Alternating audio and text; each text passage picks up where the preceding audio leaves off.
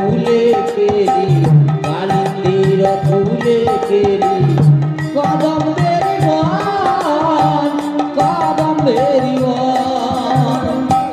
দেখুন ভক্ত বলছে, ভক্ত কি বলছে? আজকে ভক্ত বলছে তার মনের বাসনা প্রভুকে কোথায় বসাবে। দেখুন কালিন্দির কুলে কেলি কদম বেরো বন, কি বলছে?